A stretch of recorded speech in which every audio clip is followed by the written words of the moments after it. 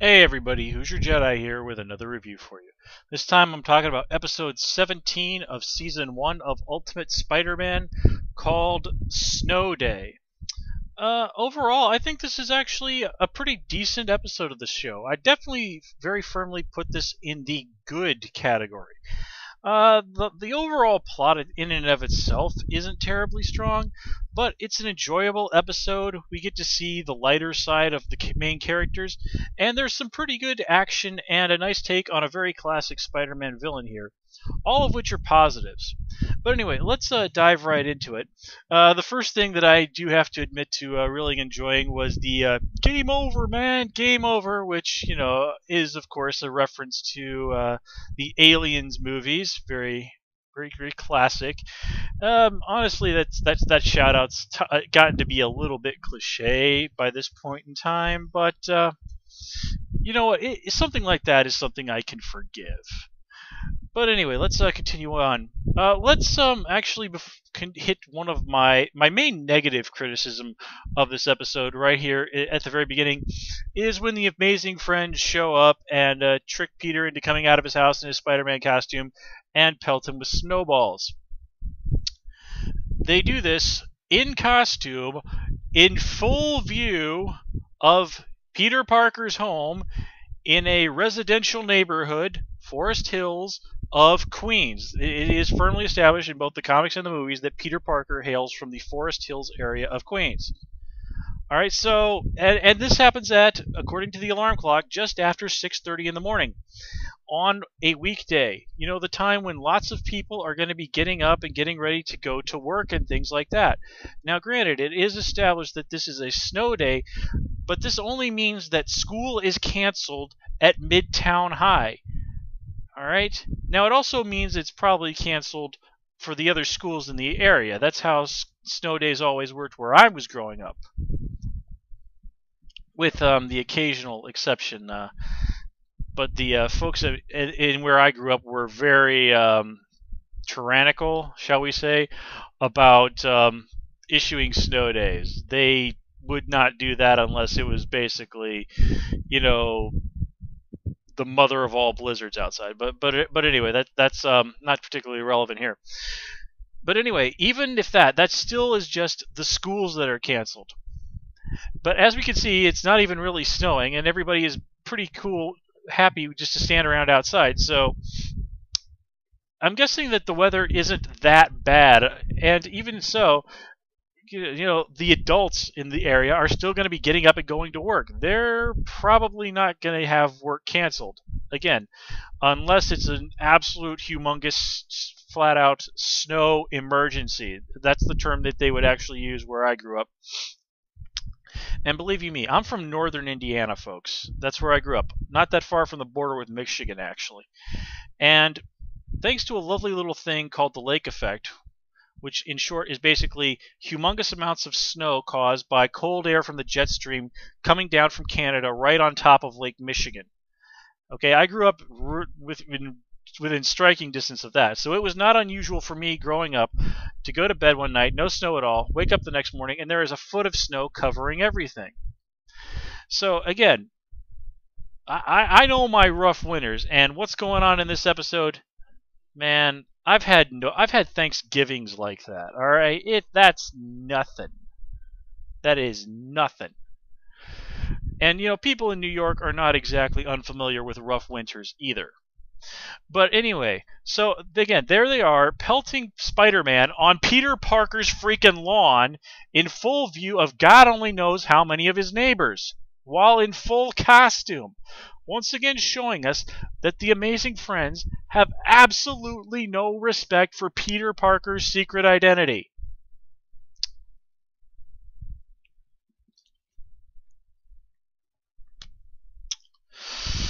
Oh boy. A small part of me wishes that was something just a tiny bit stronger, but I got stuff to do after this. Anyway, the amazing Peter and of course the amazing friends eventually just blow Nick Fury off and his crummy vital training that may save their lives someday, and decide, hey, let's go to the beach. Yes, ladies and gentlemen, this is the beach episode of Ultimate Spider-Man. Yeah, they do know this isn't an anime. They do know this is not an anime, right? I just have to raise that question. But okay, it's the beach episode, which is cool. Uh, I did enjoy the time we spent just watching the characters kick around on the beach. It was quite a bit of fun. Actually, it was very reminiscent. Actually, no, it wasn't really very reminiscent. It just reminded me of the famous episode titled, appropriately enough, "The Beach" from Avatar: The Last Airbender. That's actually one of my all-time favorite episodes of that show. And that was mostly, though, because that was a very character-driven episode. And while here we do get to see a little bit of that, we do get to see the characters just having fun, enjoying goofing around with each other. We do get to see White Tiger actually trying to hide, reading some extremely cheesy romance novel and trying to pretend that she's studying. I do like that they did throw that in there because honestly, out of everybody in the cast, I think Ava is the one who's most desperately been in need of some deeper characterization, and just seeing that she's not quite as above it all as she may like to think of it, what may like to consider herself.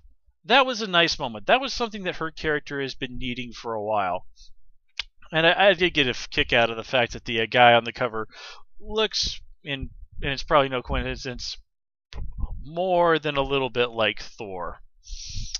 So, yeah, make of that what you will, folks. Anyway, I also enjoyed, and speaking of Avatar: The Last Airbender, I can't help but think that the way those guys were playing volleyball, especially the part where they were kicking it, I can't help but think that might have been a little bit of a shout out to the volleyball, or whatever the game it's called, that the May. I don't know why the heck they spelled it whatever. May, Ty Lee, Zuko, and Azula play in that episode, which honestly really was a pretty darn hilarious scene. And we see Nova building a replica of his face in the sand, which I can't help but think was probably patterned after the famous face on Mars. And if you're not familiar with this, is basically years ago, one of the space probes took some photographs of a formation on Mars that some people thought looked suspiciously like a humanoid face. Well, eventually they sent another probe past there that was able to take more detailed pictures of it, and it revealed, like, well, no, it's really just a funny rock formation. It's not a face at all. But in between that, the face on Mars was very popular fodder for tabloids, UFO nutters, and even got a shout out in a frankly very, very ridiculous and flat out bad episode of the X-Files. The 90s. Fun and interesting time. But anyway, so this is something I really enjoy. It just shows that actually take the time to let the characters have fun once in a while, to enjoy life. Not everything in has to be drama or action. Sometimes it's okay to let our protagonists take a break and just just enjoy life. As it says, life moves pretty fast. If you don't stop and look around once in a while, you just might miss it. And if you know where that quote is from, you are officially awesome. Or you just watched a classic movie from the 1980s at some point in your life. But I'll let you have awesome anyway. So let's hit on my second major complaint about this episode, and that is apparently Nova is the stupidest person on the entire planet.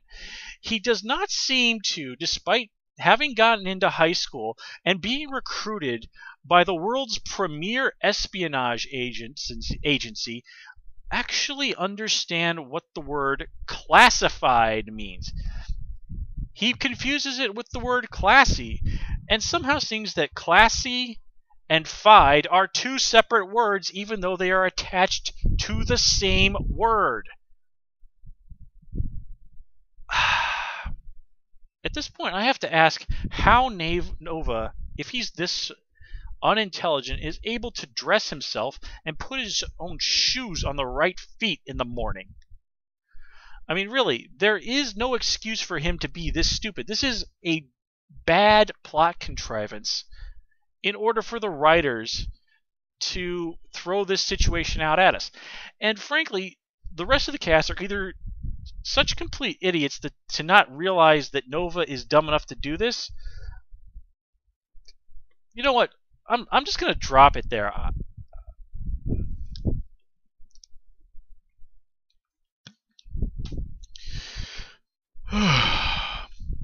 Okay.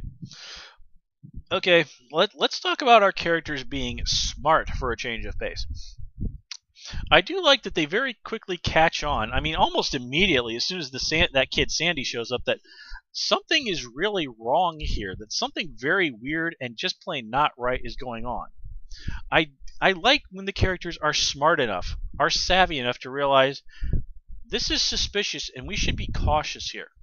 And when things start to get bad, I like the fact that they said, okay, screw this. Let's just get out of here. Let's retreat because we're obviously dealing with something that we don't understand and we may be in over our heads here. I like that. That was really the smart thing to do. That is what people who are trained and competent SHIELD agents or superheroes in general should have done in that situation. Now, granted, Sandman makes that idea, sink, but at least the characters made the smart call. And speaking of Sandman, I have to say this is really a very good take on the character. Now, in terms of him, in regards to characterization, frankly, it was very weak. Sandman is really a plot device more than he is a character. But this take on his powers, I thought was extremely interesting. It does sort of mirror the more modern takes on Sandman, where he's presented almost as, I guess you could say, an earth elemental in some ways, where he's able to create these extensions of himself. He's able to create very elaborate structures out of sand and things like that. And then they take all of that and they really just kick it up to the next level. I mean, by the end of it, Sandman has essentially turned into a kaiju, one of those giant monsters out of Japanese movies, and is threatening to destroy New York. And speaking of the 90s, amazingly enough, this entire episode is still better than the entire 90s Godzilla movie. If you ever have the chance to see it, don't take it. It really is a very bad and stupid movie. But anyway, I did enjoy, as I said, I did like that the big battle at the end at New York City. That again, it is Spider-Man using his brain, using his knowledge of science to figure out a way to take care of this situation. Now, I'm a little surprised, I guess, that some of the more brainy, amazing friends like Iron Fist or White Tiger didn't suggest this plan or didn't immediately catch on to what was happening. But, by the time that had rolled around, the episode only had a few minutes, and we do need something from time to time to remind us why Peter is the leader of the Amazing Friends, and to remind us that Peter is still the most experienced superhero on the team. And I do have to admit, I also, in terms of positives of this episode, getting a big kick out of the idea of Nick Fury at some point sporting an afro. But anyway, folks, let's wrap this up. So overall, despite a few flaws here and there, this was a good, fun episode. I honestly enjoyed watching this episode. It made me smile. And this is something I think the show's needed. The show is intended to be fun, but more often than not, it just seems to come across as silly.